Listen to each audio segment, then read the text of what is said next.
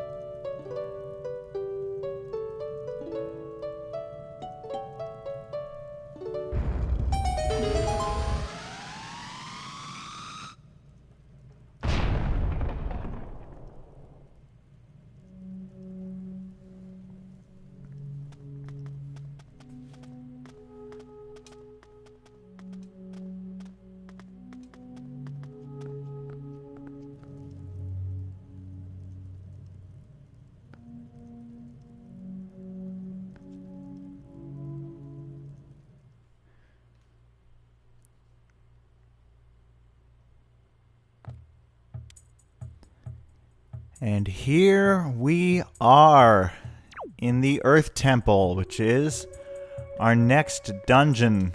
And right away, the atmosphere is very unusual between the giant, appears to be a bull skull above the door, and this very eerie music, which is probably, honestly, my favorite dungeon theme in the game. It's just so spooky.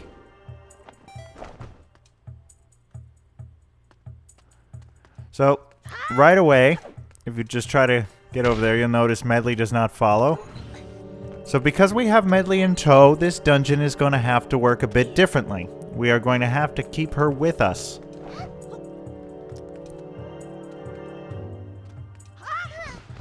Fortunately, she can aid us in flying over short gaps if we simply run to the edge and jump as we normally would. Now here we are again, more of these creepy horned skulls and a whole bunch of moblins, so Medli might want to get out of the way for a moment. Oh, but we need skull necklaces, so I want to have my grappling hook out. This is good.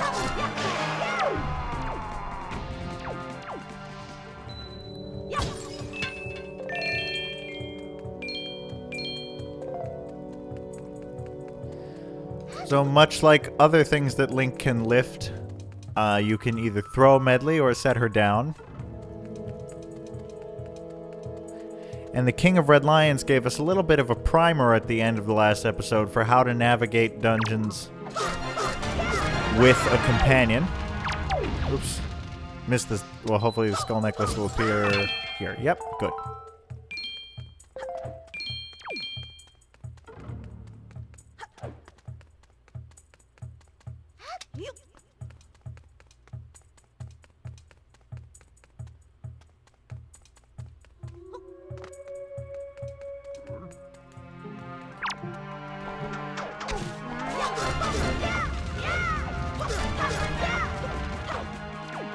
Of course, the higher up the stairs, the more difficult this fight becomes, because you don't want to fall down and take damage. This guy is guarding very effectively. There we go.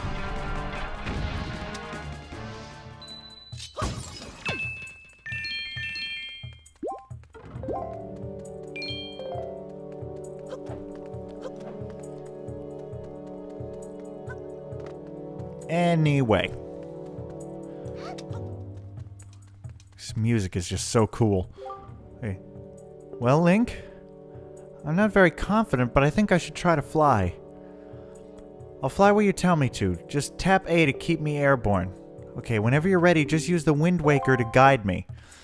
Yes, that is one of the things that the King of Red Lions mentioned, is that we can use the command melody much like we could on the statue companions in the Tower of the Gods with Medli. You get little didgeridoo noises there.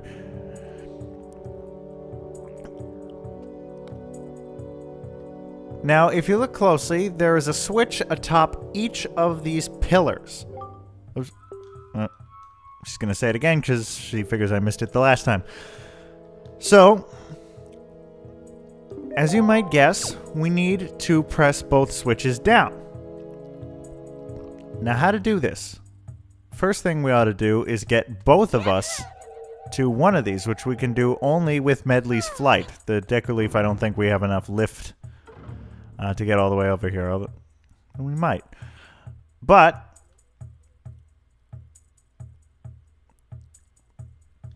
what we can then do, now that we're both here, is use the command melody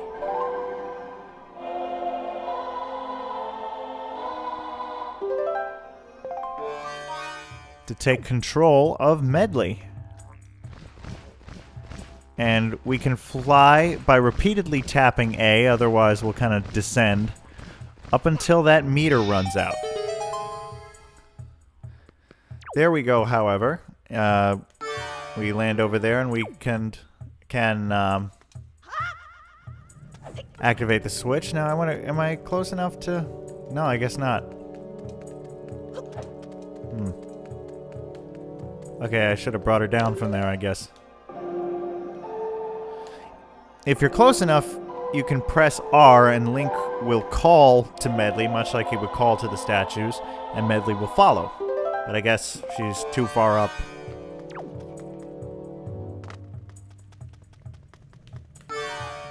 Much like the seagulls, incidentally, if Medli takes damage, I'm pretty sure control simply reverts to Link. You do have to carry her through doors so that she'll go with you. Now here we go, we got some choo-choos.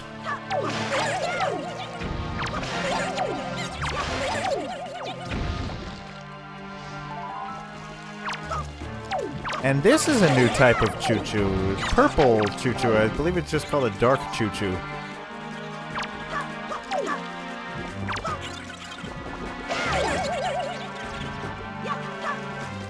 But when we try to strike these guys, they kind of lose their form, and there doesn't seem to be anything we can do about it. Unless Medli's harp, I just didn't mean to throw him in to set her down. Medli's harp reflects light, or you could just lead these dark choo-choos into the light, and they turn to stone, at which point they are stuck in their form, and you can destroy them. You cannot, however, if you just stun them, as I did there just a moment ago, you are not actually able to defeat them. You have to turn them to stone before you'll be able to break them. Oops.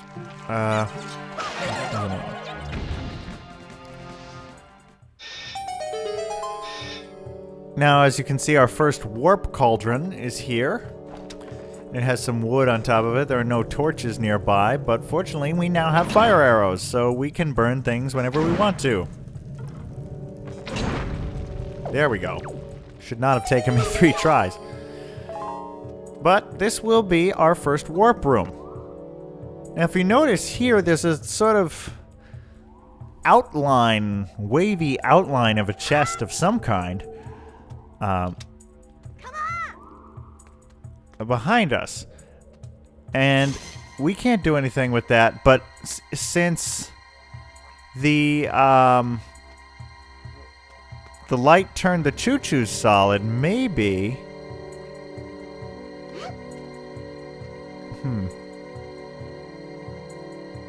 if we can get Medli to stand in the right place. Maybe we can't actually do this right now, but I thought you could.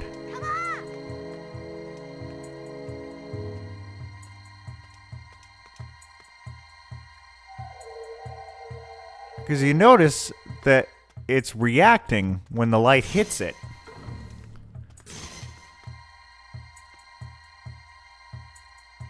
So if we can angle her just right... It's not working, though. Maybe if we take control of her, we can actually do it.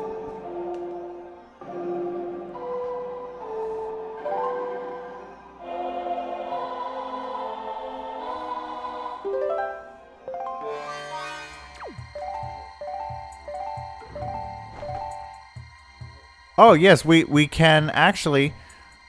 With Medli, we can press A to hold onto her harp and angle it. And among other things we can do, we can break those oddly shaped stones.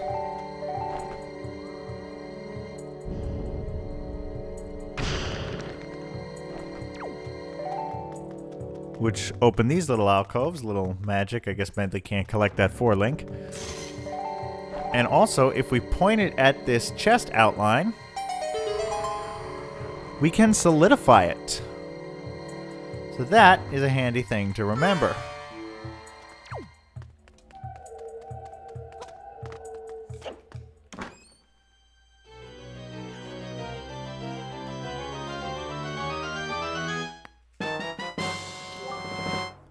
You got the dungeon map. Well, that is going to be helpful.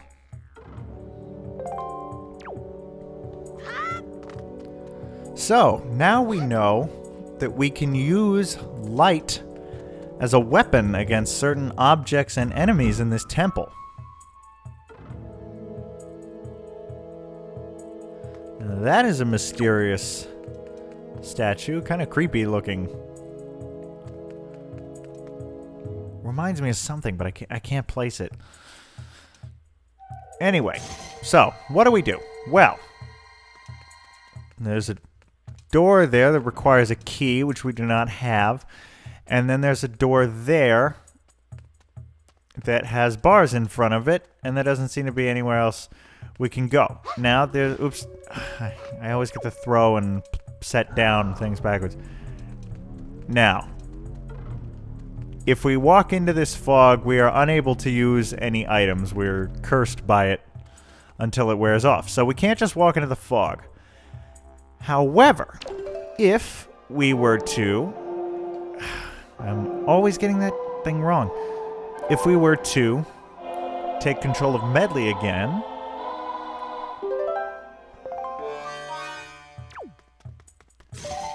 and have her use her shield... Oops, I didn't mean to relinquish control just yet. But if she uses her harp, she will dispel the fog in the area immediately around where it's pointing. And there's nothing over there, unfortunately, but if we bring her over here...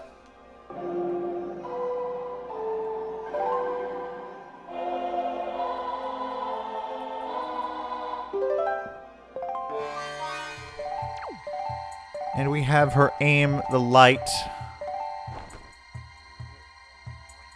into this area, we will see that there is a switch for our skull hammer.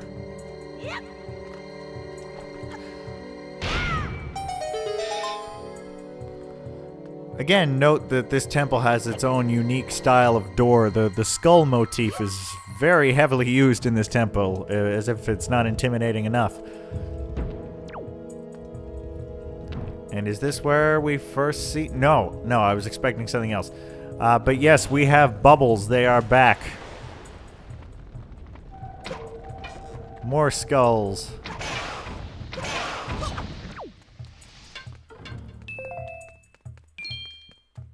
Popping out of coffins, because why not?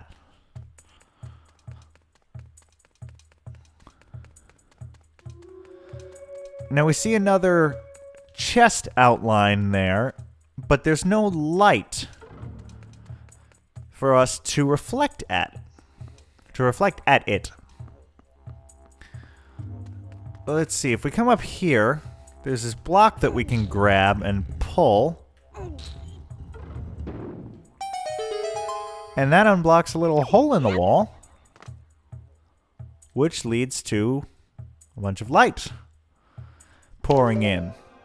So that is our cue to return to Medli.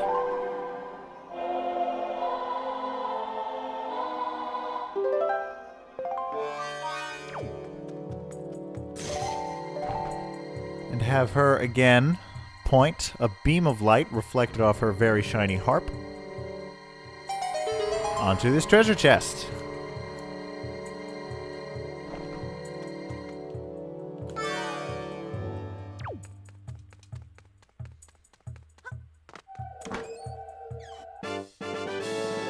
And that gets us a small key. Oh boy. This is the thing we saw in the Forsaken Fortress. Oh no! No! No, no, no! I was trying to get the hand to come out so I could try to show it and defeat it. That is a floor master. Yes, they will grab you and deposit you back in this room. And Medli is nowhere to be seen. So we need to go back. Well, we have that key, but we need to go back and get her.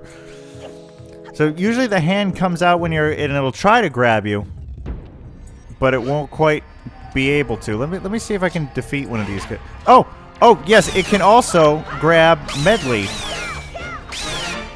and kidnap her, in which case she will also be returned to that room. I want to make sure I can't do anything else in here right now. Oh, yeah, I can. Duh, there's a switch right there. I think maybe you can stun these guys? No, no! These guys are annoying. They're very hard to predict. You can see why I chose not to test my luck with that one at the Forsaken Fortress. And they respawn!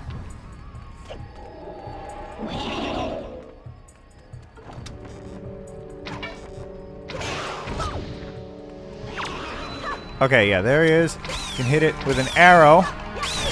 Drive it back a little bit. They take quite a few hits. You can keep them stunned if you keep hitting them, but it only takes, as you've seen, a split second for them to grab you, and then it's over. Floor Masters and their cousins Wall Masters. Wall Masters do not appear in this game. Thankfully, are mainstays in the Legend of Zelda series, though they've taken on many different forms over the years. This is arguably among the most frustrating because, as I said, it's very difficult to predict their actions.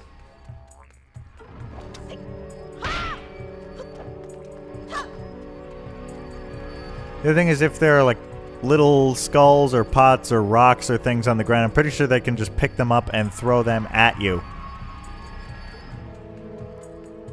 Let's see, is this gonna stay open, or it is a... No, it's not. Okay. So yes, this is another case where having a companion is helpful. So Medli is gonna have to hold the switch while we go into the next room, and unfortunately that means she has to hang around with this guy. Oh, who can grab her right out of your hands. Maybe we can use this opportunity to defeat him, hopefully? Yes, there we go. Okay, should be safe now. So we set Medli down on this switch. And go through this door. But, unfortunately, we don't have Medli. So we can't use her harp in here. We need her to hold down the switch to get in here, though. So, what sense does that make? Well, remember the principle of The Legend of Zelda, particularly in a dungeon. If you see something you can't do anything with, remember where it is and come back later. Meanwhile, though, we got a small key, which should open this door. More choo-choos.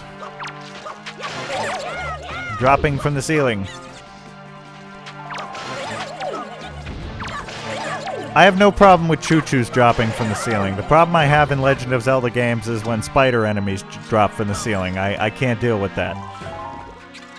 My arachnophobia is such that it cripples my game-playing ability of any games involving spiders. I know they're animated, but as I've mentioned before, my eyesight is so bad, I have no depth perception, so the way I see the real world is the way most people see a 3D world that's displayed on a screen.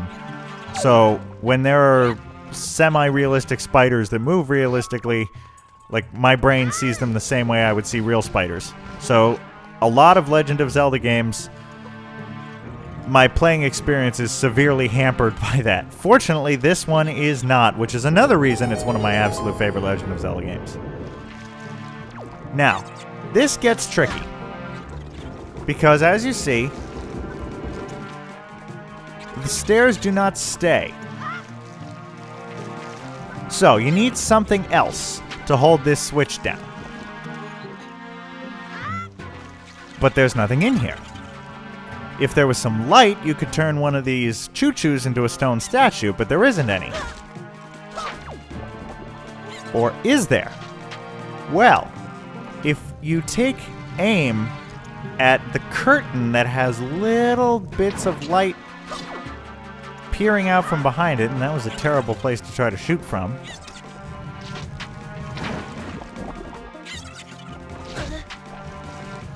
You can set it on fire. And thus the light comes in.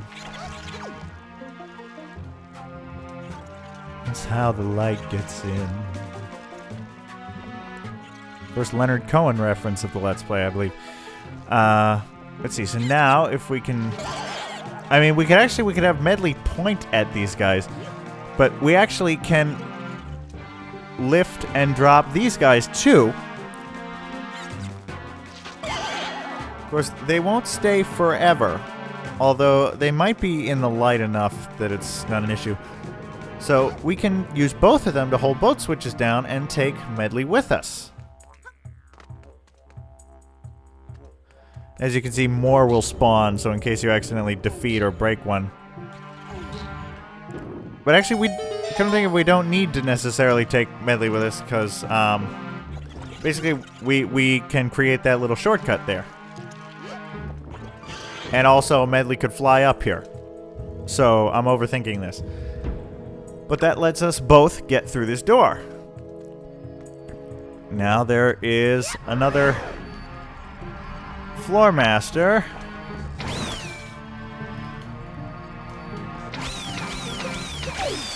Arrows are probably the safest bet.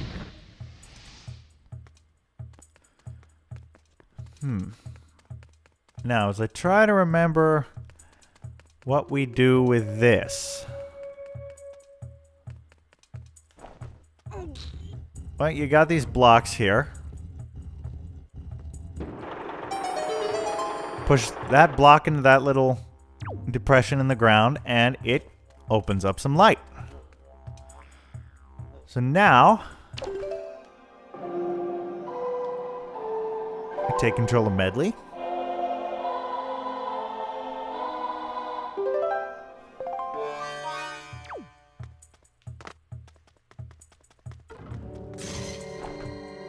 And there are a few things we can do here. The first is destroy this statue,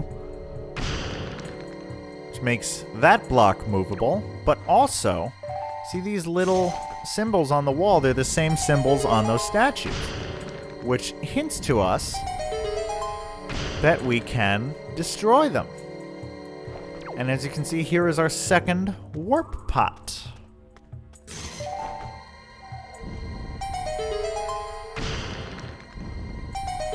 And in here is another block. And that block will actually provide us with our path forward.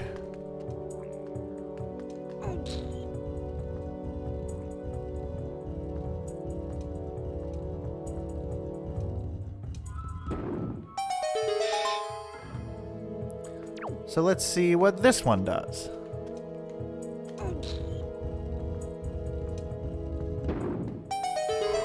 That one makes a chest appear. And you can probably guess, just on the way dungeons tend to go, what is in that chest.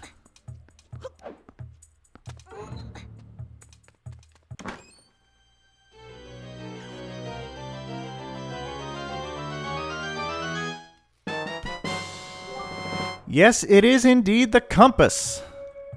So now we know where chests are. Hey. Seems the King of Reliance is calling us. Link, do not worry about straying away from Medli in the depths of the temple. Just relax and open your dungeon map. As long as you have the compass, you can easily confirm her whereabouts. Yes, that is handy. So if we look at the map, the green flashing room is where we are, and the purple dot is where Medli is. So, now we go forward, but Medli can't climb, so we have to call her up here.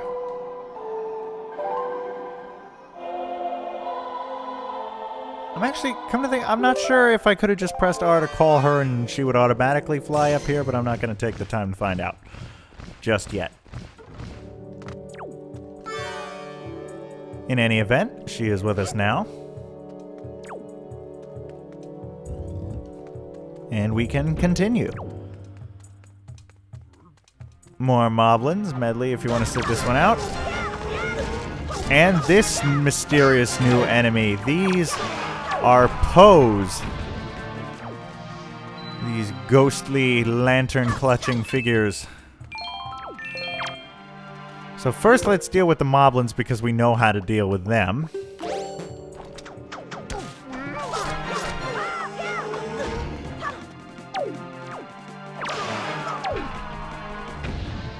But what do we do about these guys?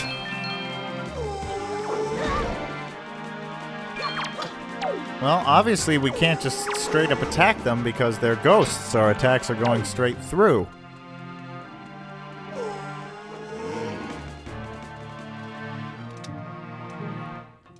However, if we were to perhaps have Medli fly up into this column of light.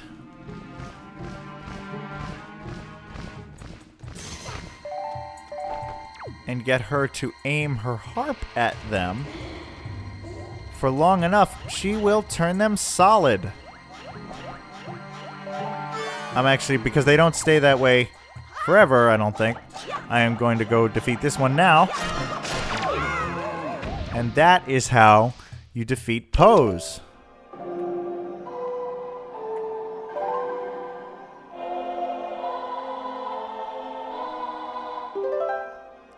Probably could have done both in one, theoretically, but let's see. Actually, I'll save us a little time. Can I aim all the way over? Yes, I can. Just have to hold the control stick still long enough while pointing at the object you are trying to aim at. Which can be difficult. I have a little trouble keeping my hand or any part of my body perfectly still.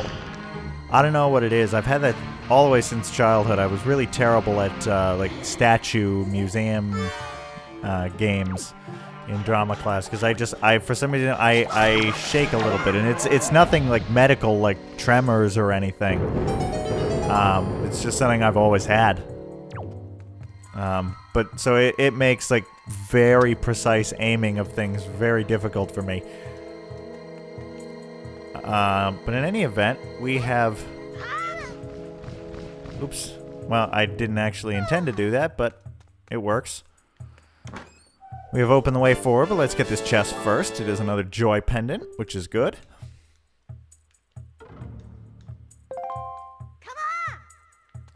See if we can get Medli to follow us here. Oh, no, she will call out, wait. If she does not know how to follow you. So I guess she won't just jump down on her own. We have to... Oops. Whoa. I feel bad. I dropped her. And little stars fly around her head.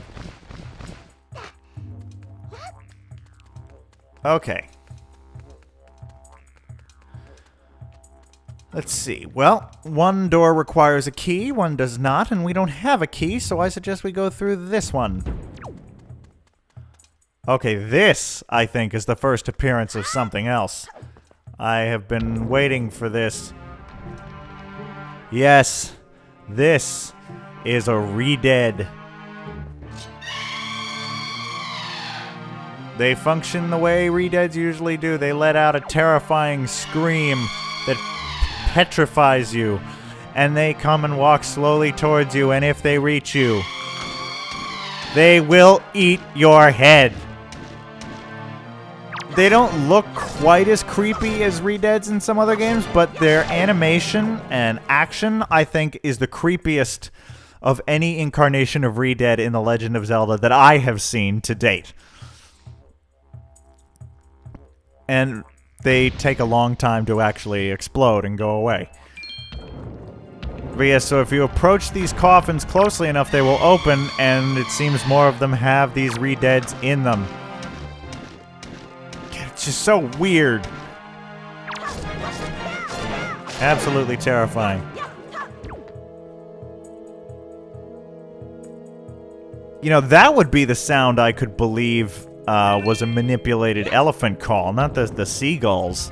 Well, maybe I'll have to go reread the Legend of Zelda encyclopedia, because I'm positive it said it was the seagulls, but that's the only sound in this game that sounds like a manipulated elephant cry to me. But anyway, we defeated them, so that made the ladder come down, but what are we here for in the first place? Well, that would be the small key in the last sarcophagus.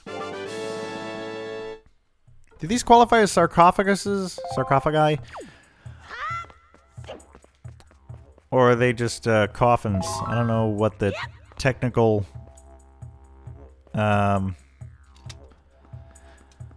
differentiation there is, if there is one. But anyway, we have our key.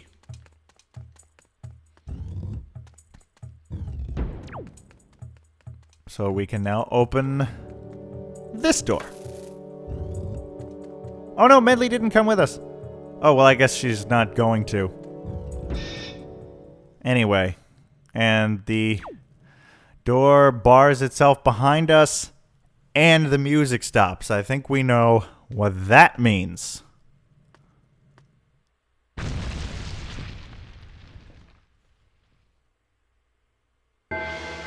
Yep, it is mini-boss time, and this is another classic Zelda enemy reborn. This is the Stalfos.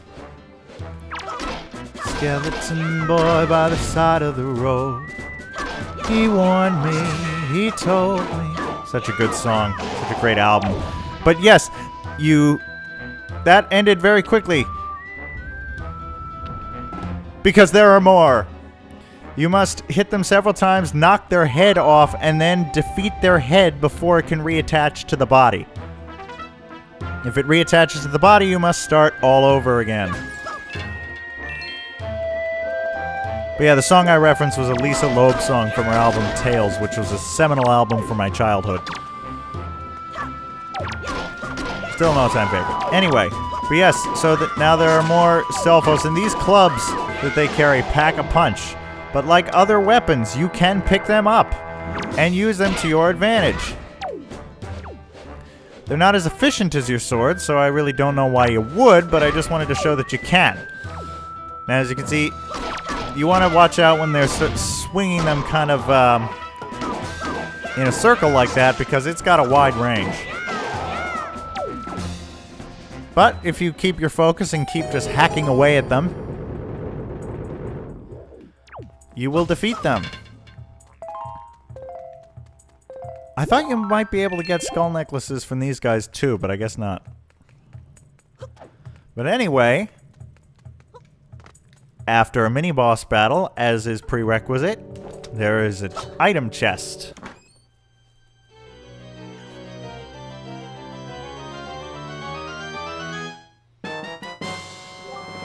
You got the Mirror Shield. Its shiny surface reflects beams of light. Hold R to shield and use the control stick to aim its reflection. Yes, we have gotten a new shield that replaces our family shield, which I hope we're keeping safely somewhere and didn't just dump here in the Earth Temple, because it is a family heirloom after all. But we now have a way to manipulate light just as Medli does. Well, that is certainly going to come in handy.